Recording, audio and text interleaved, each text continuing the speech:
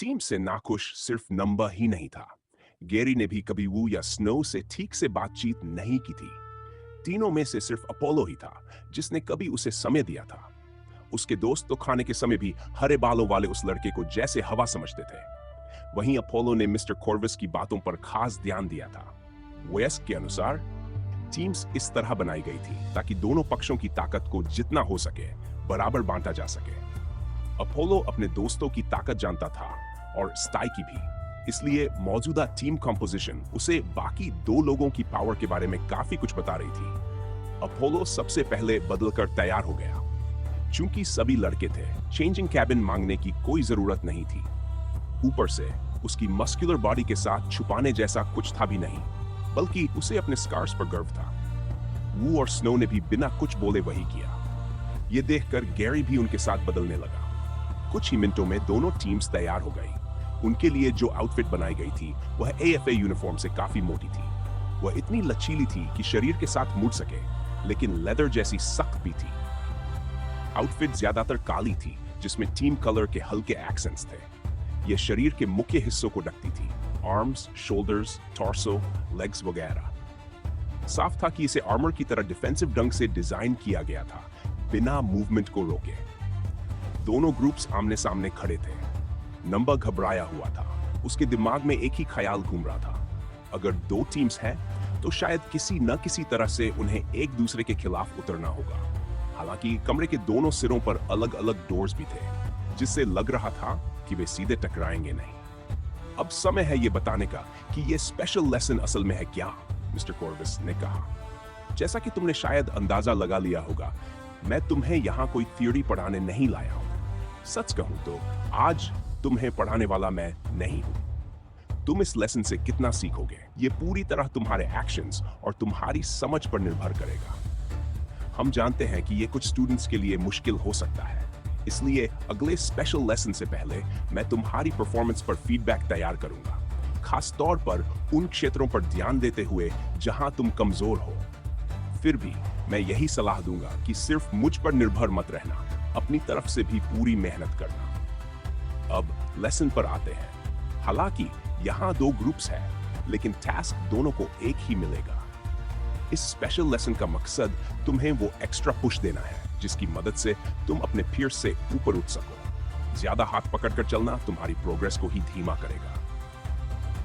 एक बात साफ कर दो, ये कोई कंपटीशन नहीं है। मुझे चाहिए कि तुम मिलकर काम करो, क्योंकि यही इस लेसन को पास करने की कुंजी होगी। अंदर जाते ही तुम्हें समझ आ जाएगा कि क्या करना है। मैं जानता हूं कि मेरी बहुत सी बातें अभी साफ नहीं लग रही। इसकी वजह यह है कि मुझे जितना हो सके उतना वेग रहने के निर्देश दिए गए हैं। इसलिए मैं तुम्हें आखिरी बात कहकर छोड़ता हूं। इस लेसन को पास करने के लिए तुम्हें सरवाइव करना होगा, और फेल करने का मतलब डेथ है। नंबर ने जोर से निगल दिया। उसे समझ नहीं आ रहा था कि कोई एकेडमी ऐसा कैसे अलाउ कर सकती है। फिर उसे मौजूदा दुनिया की बेरहम हकीकत और वो कॉन्ट्रैक्ट याद आया जिस पर उसने अभी अभी साइन किया था। ये दुनिया किसी संतों की जगह नहीं थी।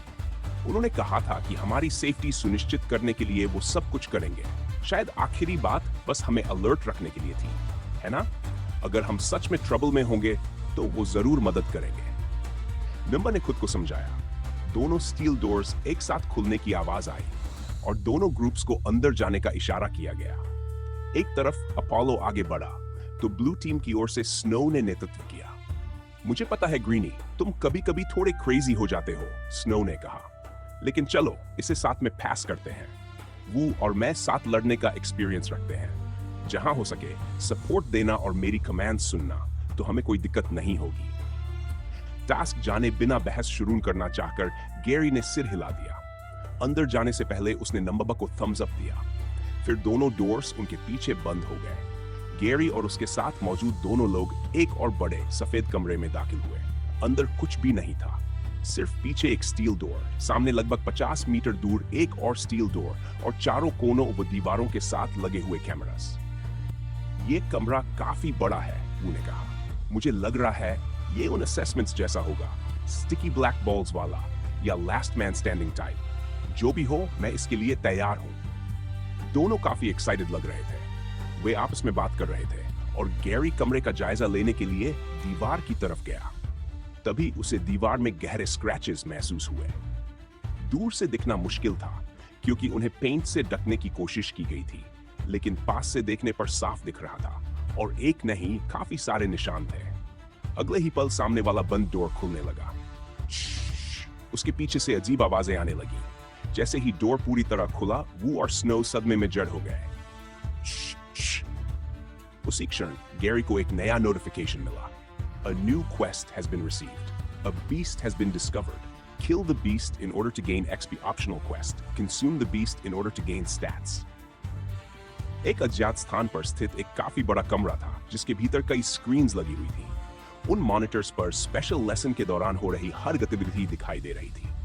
कैमरास 360 डिग्री तक घूम सकते थे, जूम कर सकते थे और उनकी संख्या इतनी ज्यादा थी कि अंदर जो कुछ भी होने वाला था उसे किसी भी एंगल से देखा जा सकता था। मॉनिटर्स की बाहरी प्लास्टिक केसिंग पर भी एक व्यवस्था थी। कमरे का एक हिस्सा हल्के नीले रंग में रंगा हुआ था, जबकि दूसरा हिस्सा लाल रंग में। यह इस बात का संकेत था कि कौन सा मॉनिटर किस रूम को दिखा रहा है। इसके अलावा कमरे में कई लोग मौजूद थे। कुछ पुरुष और महिलाएं सफेद लैब कोट्स पहने हुए थे जिन पर NRV लिखा हुआ था। उनके हाथों में टैबलेट्स थे और वे अलग अलग स्क्रीन्स पर नजर रखे हुए थे, कई तरह के डेटा को मॉनिटर कर रहे थे। अंत में वहां 3 प्रोफेसर्स भी मौजूद थे जिन्हें पूरे AFA एकेडमी के हेड के रूप में जाना जाता था, हम्फ्री, वुड और हाउ। वे तीनों काफी बिजी रहते थे, लेकिन किसी भी नए प्रोसेस की शुरुआत में मौजूद रहना उनकी आदत थी। नए स्टूडेंट्स का अराइवल हो, असेसमेंट हो और अब ये स्पेशल लेसन। हर बार वे शुरुआत में वहां रहना चाहते थे। उनके पास ही एक महिला टीचर भी बैठी थी। उसके बाल हल्के लाल रंग के थे, कंधों तक आते थे, सीधे और बीच से पार्टेड। उसने जो कपड़े पहने थे वे काफी स्पोर्ट्स लाइक थे और गहरे लाल रंग के। ऐसा लग रहा था मानो वह किसी भी पल लड़ाई के लिए तैयार हो।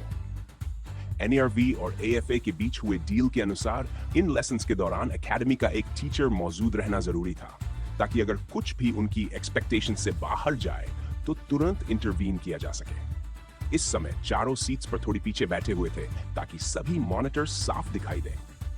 उसी दौरान एक आदमी कमरे के बीच में खड़ा था। उसने गोल चश्मा पहना हुआ था और ऐसा लग रहा था जैसे वह किसी प्रेजेंटेशन की शुरुआत करने वाला हो। बाकी लोग लेवल्स एडजस्ट कर रहे थे, टाइपिंग कर रहे थे, डेटा इनपुट कर रहे थे और हर चीज डबल चेक कर रहे थे। मुझे हमेशा इन लेसन्स की शुरुआत मजेदार लगती है, उस आदमी ने एनर्जेटिक और अपबीट आवाज में कहा, अपने चश्मे को ऊपर सरकाते हुए। उसके पीछे वाली स्क्रीन अचानक बदल गई। अब वह रूम नहीं दिखा रही थी, बल्कि एक बीस्ट का 3 डायमेंशनल इमेज दिखाई दे रहा था। लेसन शुरू होने से पहले मैं आज के लिए जिस बीस्ट को चुना गया है उसके बारे में कुछ जानकारी देना चाहता हूं, उसने समझाया। चूंकि यह उनका पहला लेसन है, हमने कोशिश की है कि कुछ ज्यादा ओवरवेलमिंग न दिया जाए। साथ ही इतना आसान भी नहीं रखा गया कि वे अगले लेसन के लिए ओवर कॉन्फिडेंट हो जाएं। यह सब AFA के अनुरोध पर किया गया है। वह थोड़ा रुका, फिर आगे बोला।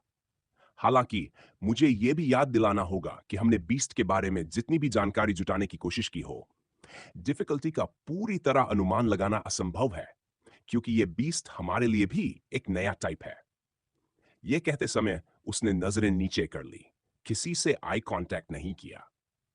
एक नया बीस्ट पूछा, तो तुम स्टूडेंट्स पर एक नया बीस्ट टेस्ट कर रहे हो? पहले की तरह किसी ऐसे बीस्ट का इस्तेमाल क्यों नहीं किया जिसके बारे में तुम्हें हर डिटेल पता हो? जैसा कि आप जानते हैं, NRV के कर्मचारी ने जवाब दिया, हमें भी इस डील से कुछ हासिल करना होता है। एक बेसिक बीस्ट जो बस किसी इंसान को ऑल्टर्ड बना दे हमारे लिए ज्यादा मायने नहीं रखता। हमें अपनी रिसर्च को आगे बढ़ाना होता है। हमारी टेक्नोलॉजी लगातार बेहतर हुई है। अब हम किसी बीस्ट को वापस लाने से पहले उसके नेचर के बारे में काफी कुछ अंदाजा लगा सकते हैं। हम्फ्री ने अपनी बाहें मोड़ ली और जोर से सांस छोड़ी। साफ दिख रहा था कि वह खुश नहीं था। हालांकि तीनों प्रोफेसर्स AFA चलाते थे, लेकिन वे उसके मालिक नहीं थे।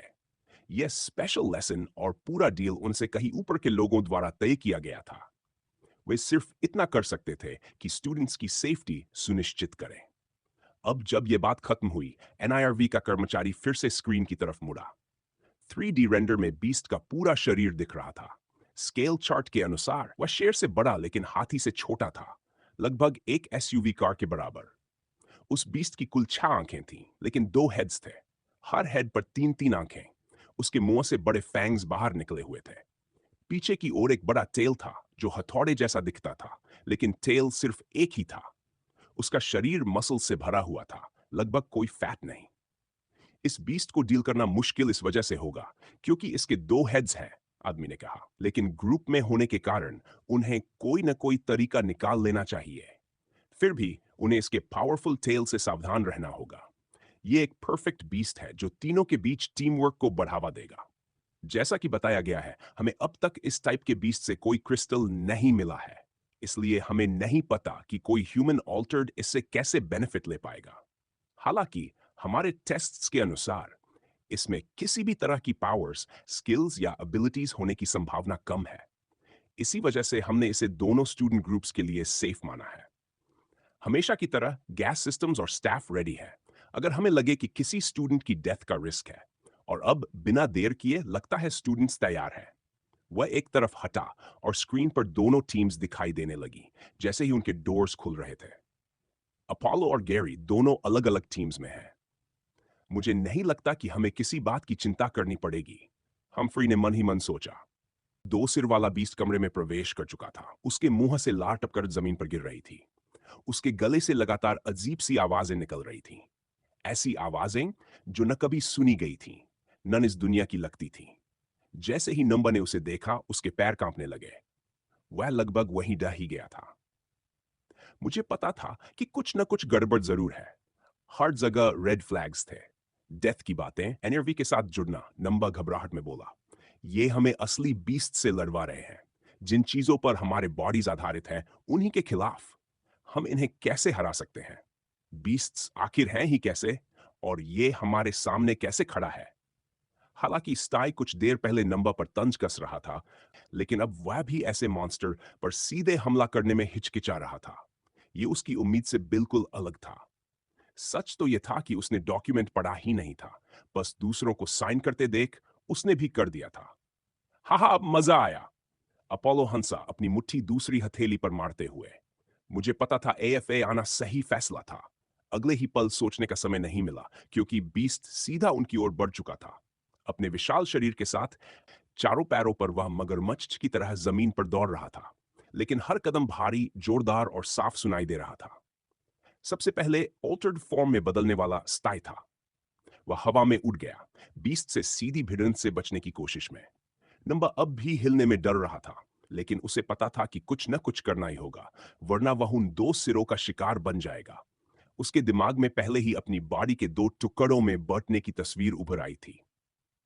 इसी दौरान ट्रांसफॉर्मेशन के बीच में ही नंबर ने अपोलो को आगे दौड़ते देखा, सीधे बीस्ट की तरफ। उसके चेहरे पर मुस्कान थी। दौड़ते दौड़ते उसकी बाहें बदलने लगीं। वे बड़ी हो गई, सफेद रंग की, और उन पर मुलायम सा फर उगाया। अब अपोलो भी बीस्ट की तरह चारों पैरों पर दौड़ रहा था। बीस्ट ने अपने मुंह खोल दिए, दोनों बड़े फैंग्स दिखाते हुए। अपोलो हवा में उछला। उसकी सफेद हो चुकी विशाल मुट्ठियां अब घातक क्लॉज में बदल चुकी थीं। उसने दोनों हाथों से बीस्ट के दोनों सिरों पर जोरदार वार किया, उन्हें जमीन पर दे मारा। एक ही पल में उसके मुंह बंद हो गए। अपोलो के पैरों के जमीन पर गिरते ही फर्श कांप उठा। ऐसा लगा जैसे उसका वजन कई टन हो। उसका हमला पूरी ताकत से भरा हुआ था। बीस्ट वहीं रुक गया, उसकी सारी मोमेंटम बेकार चली गई। वाह, नंबर ने मन ही मन सोचा। यह पहली बार है जब मैं अपोलो को लड़ते देख रहा हूं। आखिर उसके बीस्ट की नेचर क्या है जो उसका फर सफेद है? लेकिन जल्दी ही बीस्ट के सिर फिर से हिलने डुलने लगे। वह जोर से छटपटाने लगा, दाएं बाएं झटकते हुए। अपोलो ने अपनी विशाल पॉज उससे चिपकाए रखी, उसे उठने नहीं दिया। तो क्या तुम दोनों मदद करने वाले हो या नहीं? उसके शब्द पूरे भी नहीं हुए थे कि बीस्ट के पीछे से उसका हैमर जैसा टेल अचानक फैल गया। जो टेल पहले छोटा लग रहा था, वह घूमता हुआ पूरी ताकत से आया। वह टेल सीधे अपोलो के सीने पर लगा। अगले ही पल अपोलो हवा में उछल गया और दीवार से टकराकर जमीन पर गिरा। उसके मुंह से खून बहने लगा। इसमें सच में पावर है, अपोलो ने उठते हुए कहा। अगर इसके 2 सिर न होते तो यह कोई प्रॉब्लम ही नहीं होती। या अगर तुम दोनों थोड़े काम के होते। लेकिन चिंता मत करो, चाहे तुम मदद करो या नहीं, मैं इसे अकेले ही मार दूंगा। मैं हमेशा यही करता हूं। वह आगे बढ़ा। उसकी आंखें बदलने लगीं, पूरी तरह काली। साफ था कि वह दूसरे राउंड के लिए तैयार था, लेकिन बीस्ट ने अपोलो की ओर नहीं देखा। उसकी नजर अब नंबा पर थी, जो सबसे करीब खड़ा था। फिर वह दोनों बड़े मुंह खोले उसकी ओर दौड़ पड़ा। शिट, क्या मैं भी अपोलो की तरह सीधे चार्ज करूं? नंबा ने सोचा। नहीं, अगर मैंने ऐसा किया तो उड़ने वाला मैं ही होऊंगा। लेकिन कुछ तो करना पड़ेगा। इसी बीच ऊपर से लिक्विड गिरा और बीस्ट के एक सिर की 3 आंखों पर जा लगा। नंबा उस लिक्विड को पहचानता था। वही तेजाब, वही एसिडिक दर्द। उस सिर ने दर्द से चीख मारी। उसका संतुलन बिगड़ गया और वह दिशा खो बैठा। स्टाई, एक मुंह बंद रखो, अपोलो चिल्लाया। यह सुनते ही स्टी उसी सिर की ओर उड़ गया जिस पर उसने एसिड थूका था। उसने जोरदार किक मारी और लगातार हवा में घूम घूम कर बीस्ट के सिर पर वार करता रहा। बीस्ट का टेल बेतरतीब ढंग से घूम रहा था स्टी को गिराने की कोशिश में, लेकिन उसकी तेज रिफ्लेक्सेस हमेशा की तरह काम कर रही थी। कमाल है, वह कीड़ा भी मुझसे ज्यादा यूजफुल है। नंबा ने दांत भींचे। मुझे मुझे किसी भी तरह मदद करनी होगी। नंबा ने अपनी एक्सप्लोसिव पावर का इस्तेमाल किया और बीस्ट की ओर दौड़ा। टेल हवा में था, इसलिए वह सीधे उसकी जड़ तक पहुंच गया। अचानक रुककर उसने अपने हॉर्न से पूरी ताकत से टेल के बेस पर वार किया। उसके हॉर्न्स गहराई तक धंस गए। अब सामने होते हुए नंबर ने बीस्ट पर मुक्कों की बरसात शुरू कर दी। लगता है ये टीम इतनी भी खराब नहीं है, अपोलो बोला। अब इसे खत। वू और स्नो दोनों ही उस बीस्ट को देखते ही जड़ हो गए। किताबों या डॉक्यूमेंट्री में देखने और सामने सजीव खड़े होने में जमीन आसमान का फर्क था। दिमाग को यह समझने में एक पल लगा कि जो चीज एक्सटिंक्ट हो जानी चाहिए थी, वही अब उनकी जान लेने के लिए सामने खड़ी है। ऐसा एहसास शब्दों में बांधना मुश्किल था, जब कोई असंभव सच बनकर तुम्हारे जीवन को थ्रेटन करे। स्वाभाविक था कि उन्हें लगे यह सब कोई सपना है, लेकिन उनकी सेंसेस और भीतर का ऑल्टर्ड बीस्ट इस भ्रम को तुरंत नकार रहे थे। उस चीज को देखते ही उनके शरीर के भीतर कुछ प्रतिक्रिया कर रहा था। हालांकि उनकी टीम का आखिरी सदस्य इस हालात को बिल्कुल अलग नजर से देख रहा था। हूं, किसी तरह मैंने इन्हें ज्यादा डरावना इमेजिन किया था। क्या मैं पागल हो रहा हूं? या फिर इसलिए कि मैं बिली से लड़ चुका हूं, जो ब्लड थर्स्टी वेयरवुल्फ बन गया था? नहीं, बात वह नहीं है। डेमियन भी इससे कहीं ज्यादा मॉन्स्टर था। प्रकृति में एक साधारण बीस्ट क्रूर हरकतें कर रहा था, मगर इंसान एक दूसरे के साथ ऐसा क्यों करते हैं? गैरी को समझ नहीं आता था। आखिर उसकी मां को हॉस्पिटल पहुंचाने वाला भी तो एक इंसान ही था। उसके लिए जो कोई उसकी मां जैसे किसी को हर्ट कर सकता था, वही असली नाइटमेयर्स थे, जिनसे लोगों को डरना चाहिए। सिस्टम नोटेशन मिलने के बाद गैरी ने यही सोचा। काफी समय से वेयरवुल्फ ये मानता आया था कि मजबूत बनने का एकमात्र राह सिस्टम के जरिए लेवल अप करना है। उसकी एक क्वेस्ट उसे लेवल 25 तक पहुंचने को कहती थी, जिसके बदले क्लास प्रमोशन मिलने वाली थी। क्लास मिलने के बाद जो ताकत बढ़ी थी, उसे देखते हुए साफ था कि प्रमोशन उसे और भी पावरफुल बना देगी। मगर हाल के दिनों में सिस्टम एक्सपी देने में बेहद स्टिंजी हो गया था।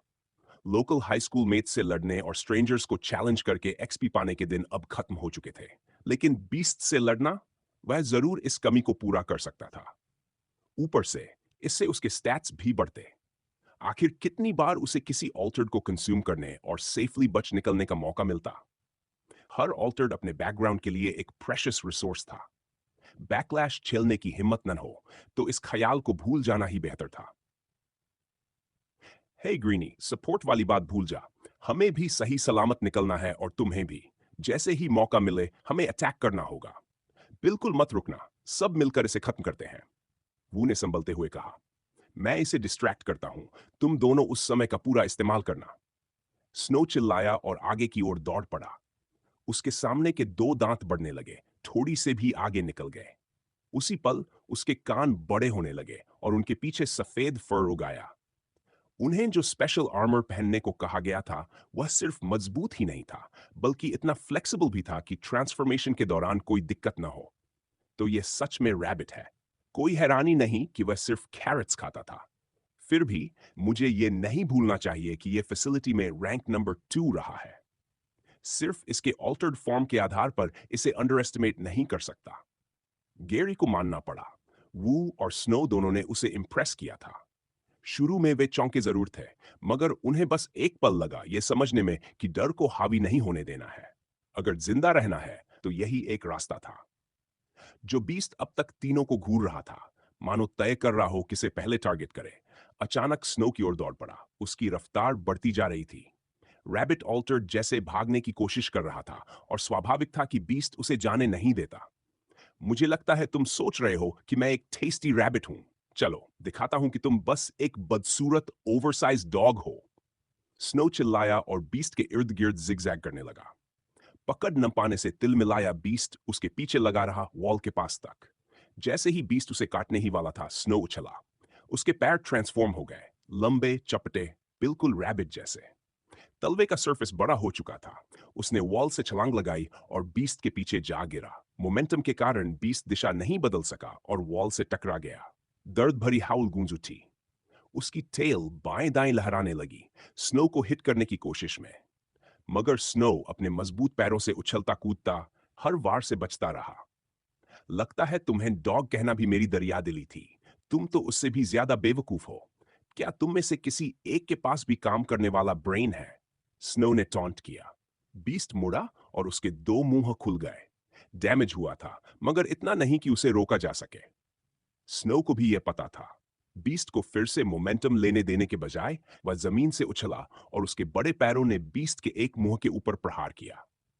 उसने उसी से पुश लिया, पीछे की ओर कूद गया, बीस्ट का मुंह जोर से बंद कर दिया और दूसरे मुंह से भी बच निकला। क्या तुम दोनों को कोई स्पेशल इनविटेशन चाहिए? सारा काम मैं ही करूं क्या? यकीन है मैं इसे अकेले भी हरा सकता हूं, मगर मिस्टर कॉर्वस ने कहा था कि आइडिया मिलकर काम करने का है। मुझे उस डैम टेल या इसके मुंह से हिट होना पसंद नहीं, तो अपनी आर्सिस उठाओ और कुछ करो। मुझे लगा था तुम्हारा दोस्त साइलेंट टाइप है। लगता है वह तभी तक है जब तक उसके मुंह में कैरेट हो। गैरी ने ताना मारा। वो बस धीमे से बुदबुदा पाया। बताओ मत। मुझे नहीं पता ये मत और क्या कर सकता है, और सच कहूं तो जानना भी नहीं चाहता। पूरी ताकत लगाकर इसे एक ही हिट में गिरा देते हैं। फॉर्मर रैंक 3 ने कहा, आगे दौड़ते हुए, और दौड़ के बीच ही ट्रांसफॉर्म होने लगा। वू के ट्रांसफॉर्म करने से पहले ही साफ दिख रहा था कि उसके पास कोई तय रूटीन थी। बीस्ट के करीब पहुंचते ही उसने कुछ पंचेस निकाले और एक स्टैंस में आ गया। उसके शरीर पर पसीना उभर आया और एक ही पल में उसके पैरों के नीचे पानी की एक पतली परत जम गई। किसी इंसान का इतनी तेजी से स्वेट करना अपने आप में हैरान करने वाला दृश्य था। उसी पानी पर ध्यान टिके होने के कारण गैरी को तभी वू के सिर पर लगे दो एंटेनाए नजर आए। यह किस तरह का ऑल्टर्ड है? गैरी ने मन ही मन सोचा। वू को फिर से देखने पर उसे लगा कि उसके फोर आर्म्स पहले से कुछ ज्यादा बड़े हो चुके थे, मगर शरीर के बाकी हिस्सों में ज्यादा बदलाव नहीं था। यह शायद पार्शियल ट्रांसफॉर्मेशन था, लेकिन फिर भी सिर्फ एंटेने से आखिर क्या फर्क पड़ता? मुझे पता है कि मैं उन दोनों जितना इंप्रेसिव नहीं दिखता, लेकिन भरोसा रखो, प्योर स्ट्रेंथ की बात हो तो मैं अपोलो से कमजोर नहीं हूं। उसी समय गैरी भी ट्रांसफॉर्म हो चुका था, हालांकि उसने अभी अपनी पूरी वेयरवुल्फ फॉर्म नहीं ली थी। उसके शोल्डर्स के अलावा उसकी टांगें वेयरवुल्फ जैसी बन चुकी थीं, जिससे उसे एक्स्ट्रा स्पीड मिल गई, इतनी कि वह वू के पास तक पहुंच सका। माफ करना, मगर मुझे अपोलो कितना स्ट्रांग है इसका जरा भी अंदाजा नहीं, इसलिए मुझे नहीं पता तुम कितने स्ट्रांग हो, गैरी ने मुस्कुराते हुए कहा। वू ने वह मुस्कान देखी और ग्रीन हेयर वाले टीनेजर की पिछली बातों के साथ जोड़ते ही समझ गया कि गैरी बिल्कुल भी टेंस नहीं था। लाइफ एंड डेथ बैटल की जगह वह इसे जैसे स्पार या मैच की तरह ले रहा था। इधर स्नो बीस्ट को डिस्ट्रैक्ट करता रहा। ज्यादातर उसका ध्यान एक हेड पर टिकाए हुए। वह जमीन से उछलता, अपनी टांगों के बल पंच निकालता और सीधे उसके बाएं हेड पर वार करता, उसे बाहर करने की कोशिश में। इससे बीस्ट को डैमेज हो रहा था, मगर डिसाइसिव नहीं। स्नो और भी ज्यादा ताकत से हमला कर सकता था, लेकिन वह सावधान था। उसे डर था कि बीस्ट कहीं कोई गंदी चाल छुपाए बैठा हो। जब दूसरे मदद के लिए मौजूद हो तो खुद को ओवर एग्जर्ट करने की जरूरत नहीं थी, और उसे पता था कि वो जरूर साथ देगा। अगर ग्रीन हेयर भी मदद करे तो बोनस है, मगर मैं और वो ही इसे संभाल लेंगे। शायद इसी वजह से टीम्स इस तरह बनाई गई थी, स्नो ने सोचा। आगे बढ़ते हुए वो और गैरी दोनों ने अपनी मुट्ठियां रेडी कर ली और पहला ही मौका मिलते ही बीस्ट के शरीर के किनारे पर जोरदार पंच मारा। उसी पल वो चौंक गया। इसका पंच मेरी तरह ही फास्ट है और इसने अभी पूरी तरह ट्रांसफॉर्म भी नहीं किया। मानना पड़ेगा, अपोलो बिल्कुल सही था। यह लड़का दिखने से कहीं ज्यादा है। उनकी मुट्ठियां बीस्ट की मांसल हाइड से टकराई और लहरें दौड़ गई। पूरा शरीर एक ओर उठ गया और फिर वॉल से जा टकराया। स्नो बस वहीं खड़ा रह गया। एक पल पहले बीस्ट उसके सामने था और अगले ही पल गायब। वो! स्नो चिल्लाया। लगता है तुम लोग आखिरकार जाग ही गए। वो, तुम्हारी नाइटली ट्रेनिंग रंग ला रही है। मैंने सोचा था तुम इसे डैमेज करोगे, उड़ाकर दीवार में नहीं ठोक दोगे। मुझे पता है इस लेसन में पॉइंट्स नहीं है और वगैरह, लेकिन अगर होते तो यकीन मानो आज तुमने ढेरों कमा लिए होते। वू ने कुछ नहीं कहा। उसने बस अपने बगल में खड़े गेरी की ओर देखा। यह तय कर पाना मुश्किल था कि किसका हित ज्यादा स्ट्रांग था, और वह इतना एरोगेंट भी नहीं था कि यह मान ले कि वह यह सब अकेले कर सकता। फिर भी बीस्ट अभी मरा नहीं था। उसके मुंह से काला ब्लड टपक रहा था और उठते ही उसने गहरी गुर्राहट निकाली। खून से सनी लाट जमीन पर गिर रही थी और साफ था कि उसमें अभी भी लड़ने की ताकत बची थी। वह जमीन से उछला और हवा में छलांग लगा दी।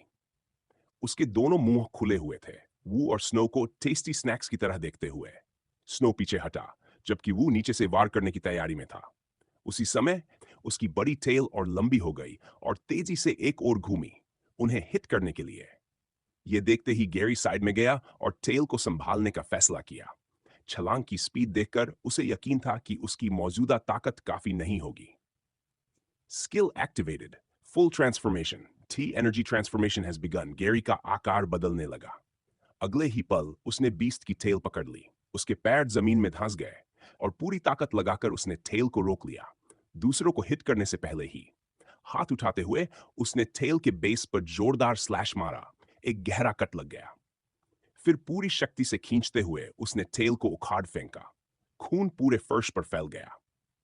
मुड़कर देखते ही गैरी ने ट्रांसफॉर्मेशन रोक दी, क्योंकि वू और नो बीस्ट को खत्म कर चुके थे। हे मैन, तुम भी मदद कर सकते थे। स्नो की शिकायत वहीं रुक गई। जैसे ही उसकी नजर वेयरवुल्फ पर पड़ी, जिसके हाथ में बीस्ट की टेल का एक विशाल टुकड़ा था, उन्हें पता ही नहीं चला था कि वह भी अपना हिस्सा निभा चुका है। You have defeated your first Beast Quest reward, instant level up. Additional rewards, 5,000 XP, 5 pawn points have been awarded. Congratulations, you have now reached level 22. A stat point has been granted. Optional quest, Waste Not Want Not, is still in progress. Consume the body of the beast for additional stat points. अब बिना इन्हें पागल समझे जाने के मुझे ये करना कैसे है?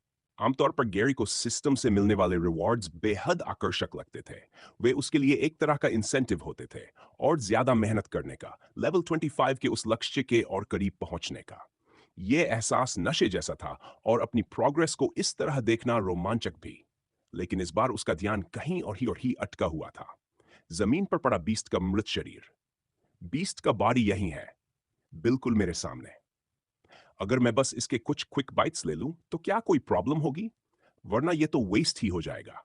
शायद मैं कह सकता हूं कि बहुत बहुत ज्यादा भूख लगी है। क्या यह चलेगा? गैरी ने सोचा, लेकिन अगले ही पल उसे याद आया कि स्पेशल लेसन के दौरान मौजूद हर चीज एनआईआरवी की प्रॉपर्टी थी। इस ख्याल ने उसे दोबारा सोचने पर मजबूर कर दिया, मगर फिर उसकी नजर एक और सोल्यूशन पर गई। वह बीस्ट की टेल, जो अभी भी उसके हाथ में थी। उसने जल्दी से पीठ घुमाई। उसे नहीं पता था कि सिर्फ टेल से उसे स्टैट्स मिलेंगे या नहीं, लेकिन वह कोशिश करने वाला था। टेल को अपने जबड़ों के पास लाते हुए उसने उसमें एक बाइट लेने की कोशिश की। अचानक वह रुक गया। उसके सामने ब्लिंकिंग कैमरा था। क्या इसके लिए मुझे ट्रबल मिलेगा? आह, छोड़ो! गैरी ने अपने दांतों को लंबा किया ताकि बीस्ट की स्किन को चीरना आसान हो सके। स्किन उम्मीद से कहीं ज्यादा सख्त थी और उसे अंदाजा हो गया कि सामान्य दांतों से इसे काटना लगभग नामुमकिन होता। लेकिन जैसे ही उसके अपर कैनाइन का सिरा बीस्ट की स्किन से छूने ही वाला था, पूरा इलाका एक तेज बजर की आवाज से गूंज उठा। गैरी छटके से रुक गया और टेल नीचे गिर गई। ऐसा लगा जैसे वह रंगे हाथों किसी गलत काम में पकड़ा गया हो। The special lesson has come to an end.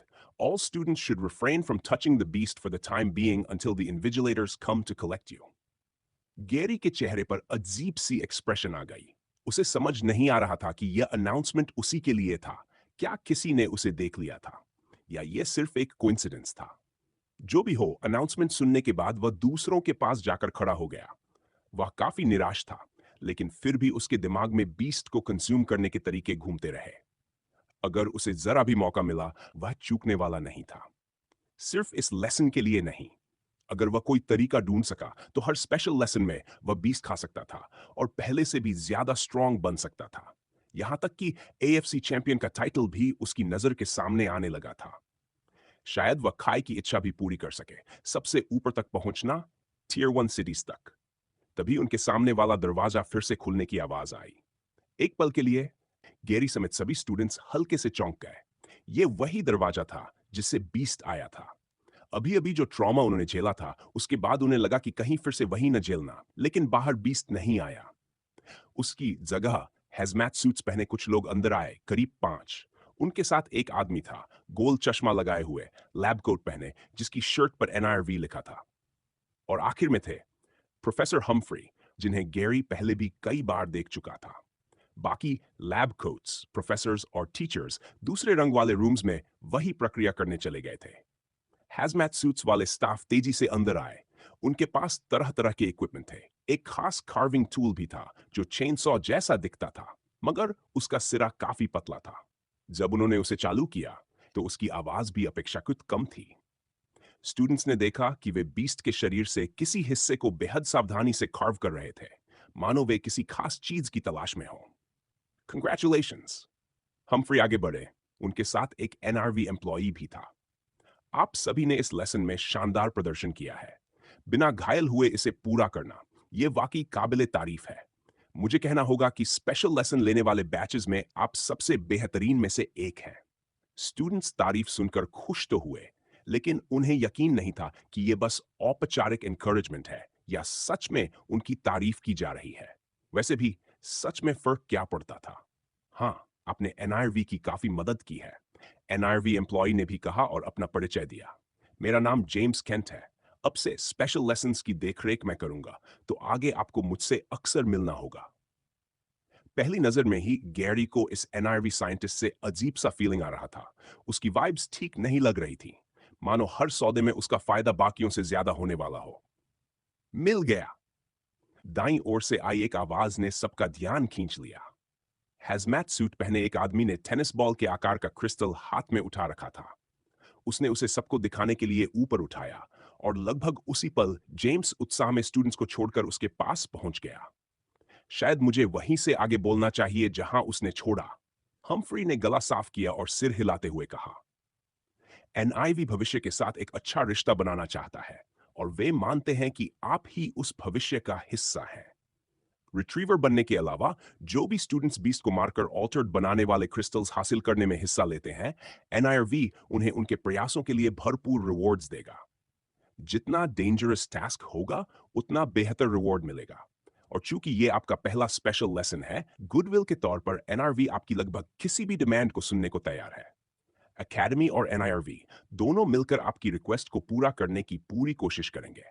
चाहे वह किसी फैमिली मेंबर के लिए ऑल्टर्ड डीएनए हो, या अपने लिए रेयर ऑल्टर्ड डीएनए का फर्स्ट पिक, या फिर एनआईआरवी के साथ फ्यूचर कोऑपरेशन पर कोई मीटिंग, जो भी रिक्वेस्ट आप सोच सकते हैं, अभी रखिए। अपनी जान जोखिम में डालने के बदले एकेडमी और एनआरवी की ओर से यह हमारा छोटा सा धन्यवाद है। गेरी की आंखें चमक उठीं। उसे आखिरकार बीस्ट के डेड बॉडी तक पहुंचने का रास्ता मिल गया था। बस उसे इसे ऐसे शब्दों में कहना था कि यह अजीब न लगे। एनआरवी के एम्प्लॉयज उस क्रिस्टल के साथ मानो जश्न मना रहे हों, जिसे उन्होंने बीस्ट के शरीर से निकाला था। हर चीज बेहद सावधानी और नाजुक तरीके से की जा रही थी। बड़े मेटल प्रोंग से क्रिस्टल को थामा गया, फिर उसे ऐसे एक कंटेनर में रखा गया जैसे वह कोई एक्सप्लोसिव हो जो किसी भी पल फट सकता है। पूरा प्रोसेस धीमा और स्थिर था। जेम्स क्रिस्टल रेस्टोरेशन की निगरानी में पूरी तरह व्यस्त था और कुछ समय तक वहीं अटका रहने वाला था। इससे स्टूडेंट्स को यह सोचने का पर्याप्त समय मिल गया कि वे कौन सा रिवॉर्ड मांगना चाहते हैं। आखिरकार सबसे पहले वू ने अपनी रिक्वेस्ट रखी।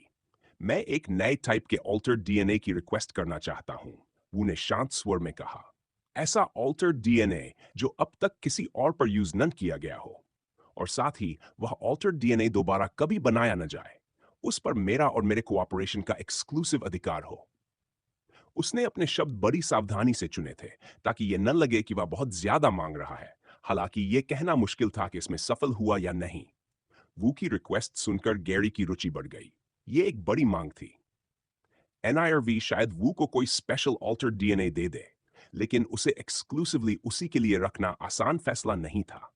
आखिरकार ये इस बात पर निर्भर करता था कि वे इन रिट्रीवर्स को कितना वैल्यूएबल मानते हैं। गैरी के लिए यह भी एक मौका था, यह देखने का कि एकेडमी और एनआईआरवी असल में इन स्टूडेंट्स को कितनी अहमियत देते हैं। रिवॉर्ड के रूप में मिला ऑल्टर्ड डीएनए बाहर की दुनिया में बेचा भी जा सकता था, या वू के ग्रुप के किसी सदस्य को दिया जा सकता था, जिससे उनकी पावर और स्टेटस दोनों बढ़ते। इससे गैरी के मन में सवाल उठा कि क्या उसे अपनी रिक्वेस्ट बदल देनी चाहिए। अगर उसे ऑल्टर्ड डीएनए मिल जाए तो वह हाउलर्स में से किसी की जिंदगी बदल सकता था, शायद अपनी सिस्टर के लिए, ताकि वह ज्यादा सुरक्षित रहे और खुद की रक्षा कर सके। लेकिन अंत में गैरी को लगा कि बीस्ट का शरीर ज्यादा बेहतर रिवॉर्ड है। ऑल्टर्ड बनने के अपने खतरे होते हैं, जैसे ऑल्टर्ड हंटर्स।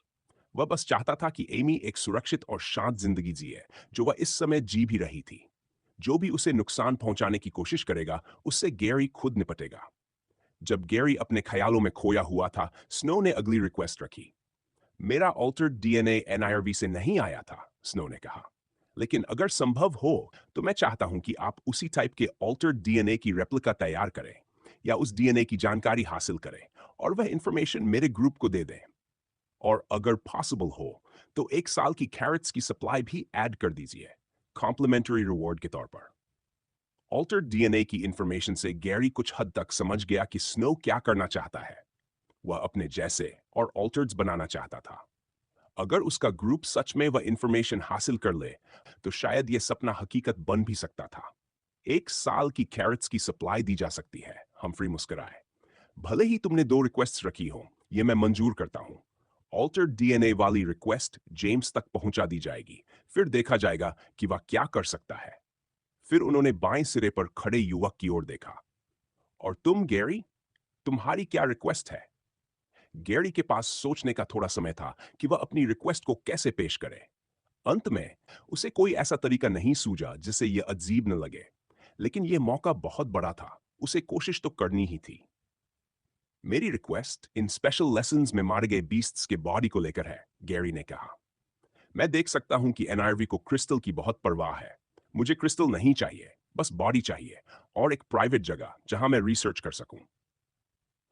उसने देखा कि बाकी सभी उसे घूर रहे थे, इसलिए उसने अपनी बात समझाने का फैसला किया। अगर मैं बीस्ट के बॉडी की जांच कर सकूं तो शायद मैं ये समझ पाऊं कि ऑल्टर्ड डीएनए कैसे बनता है। हम्फ्री कुछ देर तक गैरी को देखते रहे, उसकी बॉडी लैंग्वेज को पढ़ते हुए। जरूरत से ज्यादा एक्सप्लेनेशन और आवाज में हल्की घबराहट साफ बता रही थी कि छात्र झूठ बोल रहा है।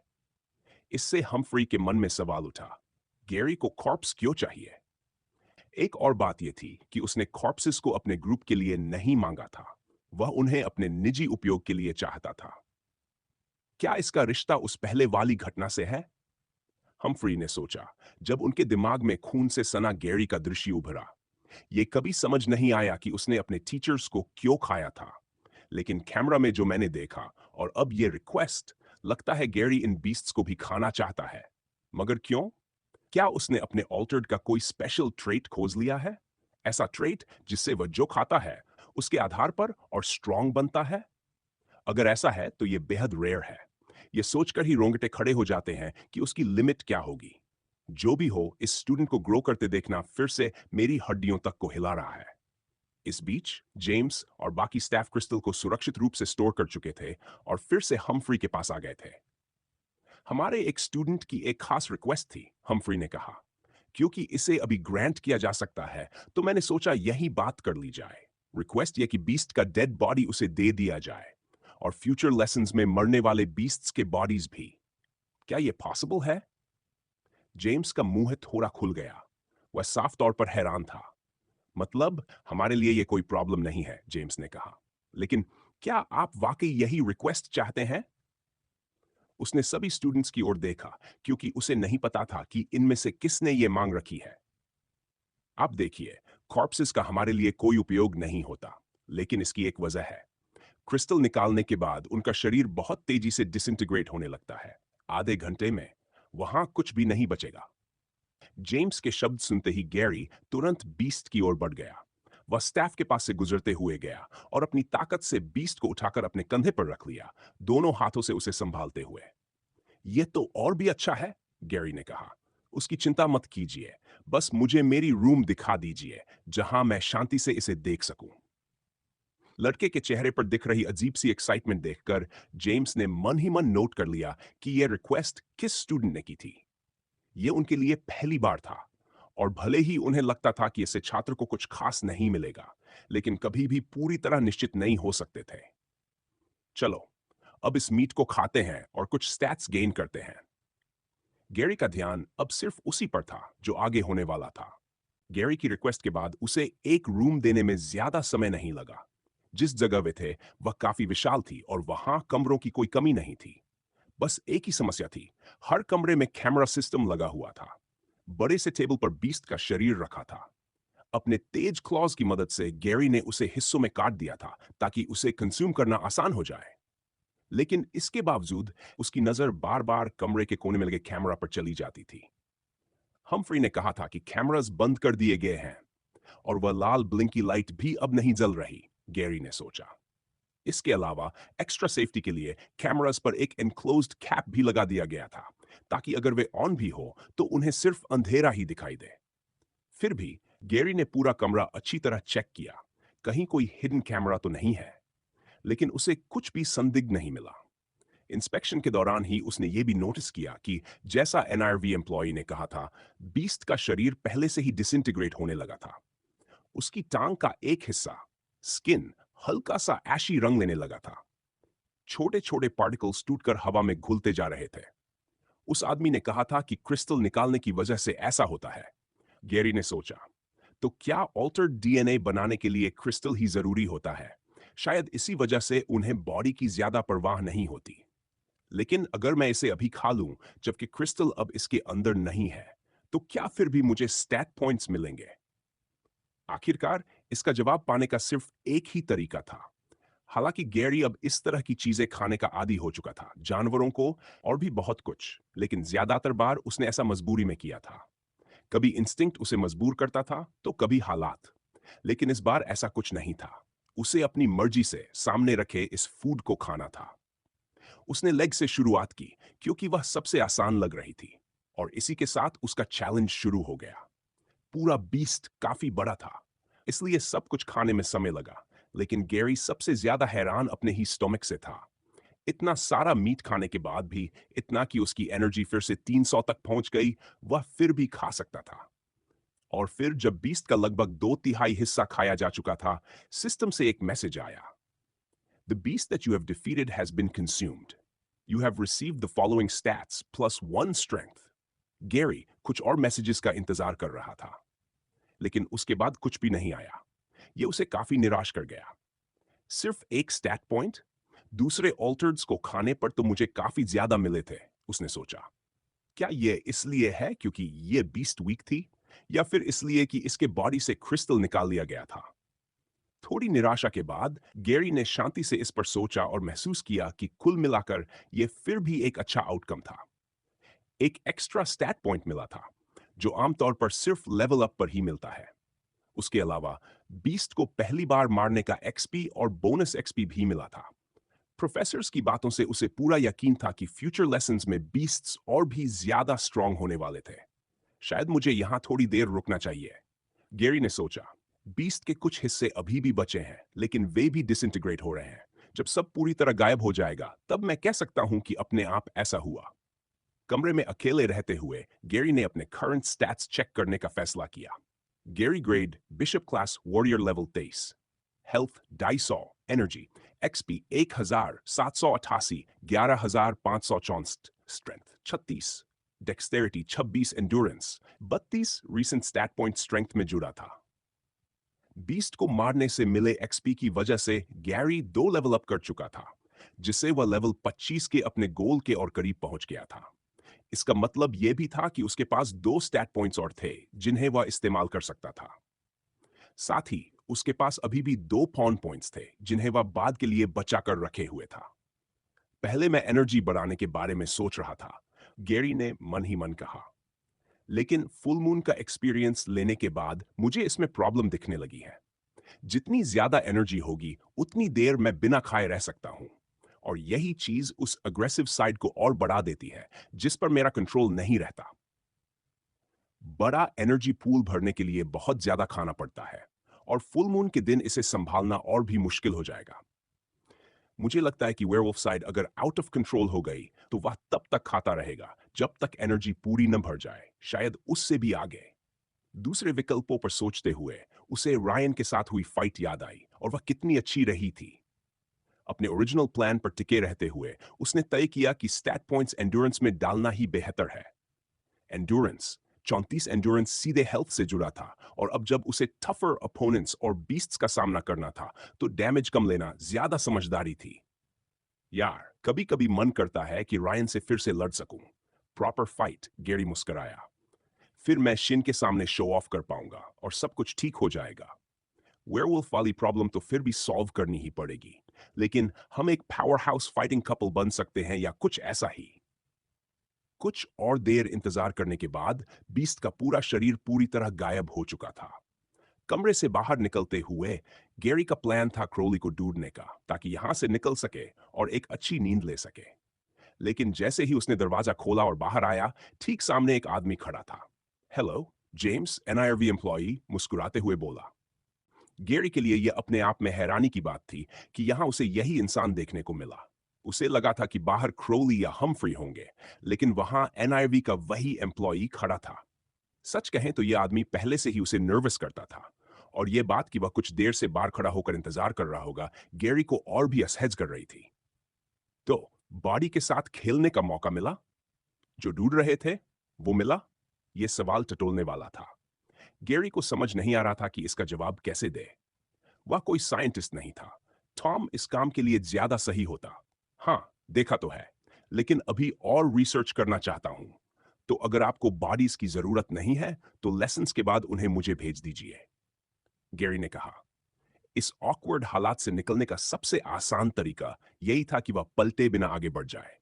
अगर बुरा न माने तो एक सवाल पूछूं, आप किस टाइप के ऑल्टर्ड हैं? यह सुनते ही गैरी का दिल जोर से धड़कने लगा। वह रुका, लेकिन मुड़ा नहीं। साफ था कि उसने सवाल सुना था और उसकी यह हेजिटेशन हालात को बेहतर नहीं बना रही थी। देखिए, मैंने फाइल्स चेक की हैं, जेम्स ने आगे कहा। एनआईआरवी ने हाउलर्स नाम के ग्रुप को कभी ऑल्टर्ड डीएनए नहीं दिया। इसका मतलब है कि आपको डीएनए कहीं और से मिला, किसी ऑक्शन से, किसी दूसरी कॉरपोरेशन से, या शायद विदेश से। आपका ऑल्टर्ड फॉर्म, जिस तरह आपने वह टेल उखाड़ी, वो काफी इंप्रेसिव था।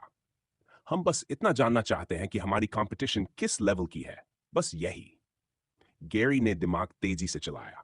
वह ऐसा जवाब देना चाहता था जिससे एनआरवी उससे दूर रहे, या कम से कम जेम्स की नजर उससे हट जाए। लेकिन सही शब्द उसके दिमाग में आ ही नहीं रहे थे। उसने ये उम्मीद नहीं की थी कि दरवाजा खोलते ही जेम्स सामने होगा। तुम क्या कर रहे हो? हॉलवे के दूसरे सिरे से एक आवाज आई। काले कपड़ों में क्रोली, वह टीचर, मोड़ से बाहर आते दिखाई दिए। स्टूडेंट्स को सिर्फ रिट्रीवर के तौर पर टास्क पूरा करना था, क्रोली ने सख्ती से कहा। वे अभी अप्रेंटिसेस हैं। स्पेशल लेसन खत्म हो चुकी है, और इसके बाहर वे आपके किसी आदेश के पाबंद नहीं हैं। गैरी, इधर आओ। इतने अजीब टीचर को देखकर गैरी को कभी खुशी होगी उसने सोचा भी नहीं था, लेकिन इस वक्त वह सच में राहत महसूस कर रहा था। वह तेजी से क्राउली के पास चला गया। दोनों कॉरिडोर में आगे बढ़े। करीब 5 मिनट तक चलते रहे, कई मोड़ लिए, लगभग उसी रास्ते से लौटते हुए जिससे वे आए थे। आखिरकार जब वे उस ट्यूब शेप्ड हॉलवे में पहुंचे जिसे गैरी पहचानता था, क्राउली रुक गए। एक स्टूडेंट होने के नाते मैं तुम्हें वार्निंग देना चाहता हूं, क्राउली बोले। एनईआरवी ऐसे लोग हैं जिन्हें सिर्फ अपना फायदा दिखता है। साइंस के नाम पर वे कुछ भी कर सकते हैं। ऑल्टर्ड के खिलाफ लोग हैं, ये तुम जानते हो, लेकिन ये लोग पूरी तरह प्रो ऑल्टर्ड है। अगर इनके बस में हो तो ये हर इंसान को ऑल्टर्ड बना दें, लेकिन ये मूर्ख नहीं है। वे ऐसा इस तरह करेंगे कि पावर हमेशा उनके हाथ में रहे। एनआरवी एक ऐसी कॉरपोरेशन है जो ऑल्टर्ड डीएनए सप्लाई करती है, टीयर 1 सिटीज तक। दुनिया के सबसे पावरफुल ऑल्टर्ड यहीं से निकले हैं। अब सोचो, क्रोली ने गंभीर स्वर में कहा, जो डीएनए ये बेचने को तैयार है वो ही इतना खतरनाक है। तो जो ये अपने लिए संभाल कर रखते हैं वो कितना भयानक होगा। गैरी ने इंटरनेट पर ऐसी थियोरीज पहले भी सुनी थी, लेकिन किसी टीचर के मुंह से जो खुद उनसे जुड़ा हुआ था, यह सब सुनना अलग ही असर डाल रहा था। शायद दुनिया ने अभी ऑल्टर्ड की असली ताकत देखी ही नहीं थी। टेक्नोलॉजी के बढ़ने के साथ हर मोड पर नए ब्रेक थ्रूज आने वाले थे, और उनसे भी ज्यादा पावरफुल ऑल्टर्ड। दोहरी स्टील डोर्स खुली और गैरी फिर उसी रूम में आ गया जहां सीट्स लगी थीं और पेपर साइन कराए गए थे। उसकी हैरानी की बात यह थी कि बाकी सब भी वहां मौजूद थे। नंबर से नजर मिलते ही दोनों मुस्कुरा दिए। ये देखकर राहत मिली कि दूसरा ठीक था। अपोलो उनके साथ था, इसलिए गैरी को ज्यादा चिंता नहीं हुई। वू और स्नो को देखकर उसे पूरा यकीन था कि वे भी उस बीस्ट को संभाल ही लेंगे। सब लोग स्पेशल लेसन से एक साथ बाहर आएंगे, क्रोली ने कहा। यही रूल्स हैं। अगर किसी को हील करने के लिए रोका भी गया हो तब भी। और हां, जब तुम सब इंतजार कर रहे थे तब मैंने सभी को फीडबैक दे दिया था। गैरी, क्रोली ने उसकी तरफ देखते हुए कहा, तुम्हारे बारे में ज्यादा कुछ कहने को उनके पास नहीं था। बस इतना कि वे तुम्हें और एक्टिव देखना चाहते हैं, तुम्हें और ऑब्जर्व करना चाहते हैं, उसके बाद ही जज करेंगे। लेकिन यह तुम्हारे ऊपर है। मेरी तरफ से बस इतना कहूंगा, स्पेशल लेसन में जाते समय सिर्फ सरवाइव करने पर ध्यान देना, किसी भी कीमत पर। स्पेशल लेसन हफ्ते में सिर्फ एक बार होती थी, इसलिए अगला टास्क या अगला अपोनेंट क्या होगा, यह उन्हें अगले हफ्ते ही पता चलता। तब तक उन्हें नॉर्मल लेसन्स अटेंड करने थे, और आउटसाइडर से एक शब्द भी नहीं बोलना था। लेसन खत्म होते ही क्रोली के हाथ में बास्केट प्रकट हुई और सबके मोबाइल डिवाइसेस लौटा दिए गए। डोर्स खुली। बाहर रात हो चुकी थी, करीब 8 बजे। यार, वहां जो हुआ उसके बारे में तुमसे बात करने का मन है, नंबर ने कहा। लेकिन रूल्स तो रूल्स हैं। बाकी लोग जरूर पूछेंगे, पता नहीं उन्हें क्या जवाब देंगे। गैरी भी यही सोच रहा था, लेकिन उसका ध्यान भटक गया। फोन ऑन करते ही उसने देखा खाई की एक मिस्ड कॉल थी और एक मैसेज भी। Call me as soon as you can, we need to talk. Message देखते ही गैरी की हार्ट रेट हल्की सी बढ़ गई। उसे यह बात अपने सिस्टम मैसेजेस से साफ पता चल रही थी। यह थोड़ा अजीब था, क्योंकि खाई हमेशा शांत, कंपोज्ड रहता था। उसे शायद ही कोई चीज हिला पाती थी। उसके ऊपर से अब खाई और ओलिविया भी उसी जैसे हो चुके थे। उनकी स्ट्रेंथ और बाकी सब काफी बढ़ चुकी थी, और स्लाफ में शायद ही कोई ऐसा बचा होगा जो उन्हें परेशानी में डाल सके। इसी वजह से जब खाई का मैसेज आया तो गैरी को लगा कि मामला गंभीर ही होगा। कहीं वो वही लोग तो नहीं जिनके लिए अंडरडॉग्स काम करते थे, या फिर उनकी वेयरवुल्फ फॉर्म्स के साथ कुछ हो गया। गैरी ने सोचा, हे गैरी, क्या तू यहीं खड़ा रहने वाला है पूरे दिन? चल। फोन जेब में डालते हुए गैरी नंबा के साथ वापस रूम्स की तरफ चल पड़ा, लेकिन उसका दिमाग लगातार उसी मैसेज में अटका हुआ था। आखिरकार वे अपने रूम्स के सामने पहुंचे, लेकिन नंबा अपने रूम की जगह इयन के रूम की ओर मुड़ गया। ओह हे, तू हमारे साथ थोड़ी देर चिल नहीं करेगा? नंबर ने पूछा।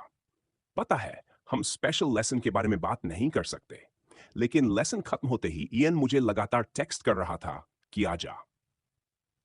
गैरी वैसे तो सीधे अपने रूम की तरफ बढ़ चुका था। उसने ये भी नोटिस किया कि इजी का भी मैसेज आया था, एक छोटी सी गेट टुगेदर के बारे में। कह रही थी कि फर्स्ट डे के लिए अच्छा रहेगा। मुझे पहले एक चीज सॉर्ट करनी है, गैरी ने कहा। थोड़ा टाइम लग सकता है, जब फ्री हो जाऊंगा मैसेज कर दूंगा। वह मुस्कुराया और अपने रूम के अंदर चला गया। रास्ते फोन देख रहा था, नंबर ने बुदबुदाया। शायद घर से कोई मैसेज आया हो। सोचूं तो मुझे भी एक मैसेज आया है। वह इयन के रूम में दाखिल हुआ। इयन और इजी पहले से ही म्यूजिक चला रहे थे और टेबल पर स्नैक्स का ढेर लगा हुआ था। पॉपकॉर्न, क्रिस्प्स और न जाने क्या क्या।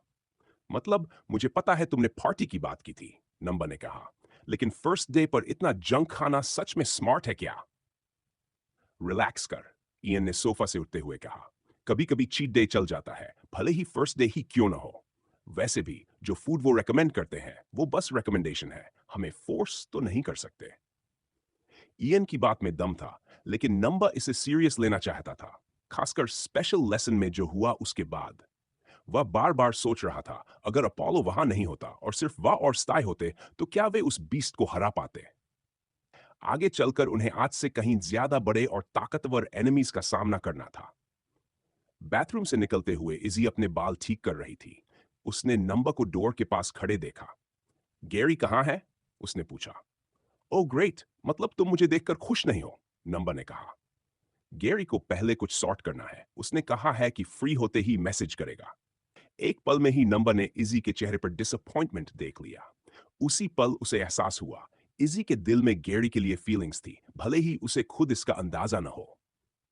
तो बताओ, इयन ने उत्साहित होकर पूछा, स्पेशल लेसन इतना स्पेशल कैसे था? मैं इमेजिन भी नहीं कर सकता कि ऐसा कौन सा लेसन होगा जिसमें सिर्फ तुम और गैरी थे। क्या टीचर्स के साथ वन ऑन वन स्पैरिंग थी या एएफसी एथलीट से मिले? नंबर भी पहले यही सोच रहा था, लेकिन हकीकत इन सब से कहीं ज्यादा डरावनी थी। वह यह डर दूसरों के सामने दिखाना नहीं चाहता था। ऊपर से उसके पास वो चीज थी जो इयन जानना चाहता था, तो उसने आर्म्स फोल्ड की और चेहरे पर स्मग स्माइल ले आया। दुर्भाग्य से मैं डिटेल्स नहीं बता सकता, नंबर ने गर्व से कहा। स्पेशल लेसन के रूल्स हैं। दूसरों को नहीं पता था कि ये इमेजिनेशन थी या नहीं, लेकिन ऐसा लगा जैसे उसकी नाक भी थोड़ी बड़ी हो गई हो। अरे छोड़िए ड्रामा, इयन ने कहा, सीधे सीधे बताना। मैं सीरियस हूं, नंबर ने जवाब दिया। गैरी आएगा तो कंफर्म करेगा। हम किसी को नहीं बता सकते कि क्या हुआ, लेकिन एक बात कहूंगा, अपोलो, वू और स्नो भी वहां थे। इन नामों को सुनते ही इयन के अंदर जैसे आग लग गई। यार, अगर तू कुछ नहीं कहता तो बेहतर था। अब तो और जेलस हो रहा हूं। शायद मुझे नेक्स्ट बैच में टॉप 3 बनकर ही जाना चाहिए था। ये सच में सक्स करता है। दूसरी तरफ गैरी अपने रूम में बेड पर बैठ चुका था और घबराहट में खाई को कॉल कर रहा था। फोन से लगातार बीप्स की आवाज आ रही थी। कम ऑन खाई, पिक अप प्लीज, ऐसा मत कर कि मुझे चिंता हो। बीप, फिर बीप। फोन लगातार रिंग हो रहा था। गैरी की आंखें सिकुड़ चुकी थी। उसके वर्स्ट फियर दिमाग में घूम रहे थे। जब वह यहां था, कहीं कुछ बहुत बुरा तो नहीं हो गया? हेलो, दूसरी तरफ से आवाज आई। हे गैरी, तुम हो? सॉरी, मैं नाइट शावर ले रहा था। तू शावर ले रहा था? गैरी ने कहा। मैं तो समझा कुछ हो गया है। सब ठीक है ना? सब सेफ है ना? गैरी इतनी जोर से बोल रहा था कि खाई को फोन कान से दूर करना पड़ा। उसने टॉवल से खुद को पोंछते हुए फोन लाउडस्पीकर पर रख दिया। सब ठीक है, सब सेफ है। तुम्हारी सिस्टर भी ठीक है। बस तुमसे बात करनी थी। मुझे नहीं पता था तुम इतना पैनिक कर जाओगे। मेरा मतलब, अगर मैं तुम्हें मैसेज भेज पा रहा हूं तो साफ है कि सब ठीक है, राइट? एनीवे, ज्यादा टाइम नहीं लूंगा। एक up and coming electronics company है जो फोन पार्ट्स बेचती है। वे हमारे सिटी में एक्सपैंड करना चाहते हैं। सिर्फ छोटे पार्ट्स नहीं, बल्कि और भी चीजें बनाना चाहते हैं। इसलिए कॉन्टैक्ट्स बनाना जरूरी है। स्लाफ में काफी स्किल्ड लेकिन अनएम्प्लॉयड लोग हैं, तो उनके लिए बेस सेट करने की अच्छी जगह है। ऑफ कोर्स, उन्हें प्रोटेक्शन भी चाहिए, और स्लो की करंट टॉप गैंग होने के नाते वे हमारे पास आए। अब तक ये सब सुनकर गैरी को लगा कि खबर बुरी नहीं, बल्कि अच्छी ही है। ज्यादातर बातें उसके सिर के ऊपर से जा रही थी। वह इंतजार कर रहा था कि उसे इसमें क्यों इन्वॉल्व किया जा रहा है। कंपनी का नाम कार्डिनेज इलेक्ट्रॉनिक्स है, काय ने आगे कहा। हमारी मीटिंग हुई थी। वे काफी ऑनेस्ट थे। वे टीयर 2 सिटी में भी जाने का सोच रहे हैं। टीयर 2 सिटी उन्हें ज्यादा अपॉर्चुनिटीज दे सकती है, लेकिन वहां खट भी बड़ा होगा। मुझे लगता है कि वे हमें एक राइजिंग ग्रुप के तौर पर देख रहे हैं। उनके लिए किसी एस्टैब्लिश्ड ग्रुप के नीचे जाने से बेहतर है हमारे साथ ऊपर उठना। प्रॉब्लम यह थी, काय रुका, कि वह आदमी समझ गया मैं गैंग का लीडर नहीं हूं। समझ गया कि ने पूछा कि तुम वेयरवुल्फ हो? यह उसे ही एकमात्र रीजन लगा। नो, काय ने कहा। उसे पता चल गया कि असली लीडर कोई और है। उसने साफ कहा कि वह बिजनेस तभी करेगा जब रियल लीडर से मिलेगा। अगर वह अपना फ्यूचर हमारे ऊपर लगा रहा है तो वह तुम्हें, गैरी, मिलना चाहता है। मुझे पता है तुम एकेडमी में बिजी हो, काय ने कहा, लेकिन मीटिंग शाम को रखी जा सकती है। मैं और ओलिविया वहां होंगे। तुम्हें बस किसी क्लास के बाद आना होगा, शायद जिस दिन जल्दी फ्री हो जाओ। गैरी ने कुछ देर सोचा। उसे खाई की बात से कोई दिक्कत नहीं थी, लेकिन नर्वस जरूर था। वह क्या बोलेगा, कैसे बिहेव करेगा, यह सब उसने पहले कभी नहीं किया था। ठीक है, वैसे भी मुझे कुछ दिनों में वापस आना ही चाहिए। 2-4 दिन से कुछ नहीं बिगड़ेगा और मिलना भी हो जाएगा। ग्रेट, काय बोला। डिटेल्स बाद में डिसाइड कर लेंगे। कॉल खत्म हो गया। अब यह तय था कि गैरी फिर से स्लोव जाएगा और सबसे मिलेगा। अपनी माँ और सिस्टर से मिलना उसके लिए जरूरी था, कम से कम रिस्पेक्ट के लिए ही सही। लेकिन एक बात उसे परेशान कर रही थी। कार्डेनेज इलेक्ट्रॉनिक्स। मुझे ये नाम कहीं से जाना पहचाना क्यों लग रहा है?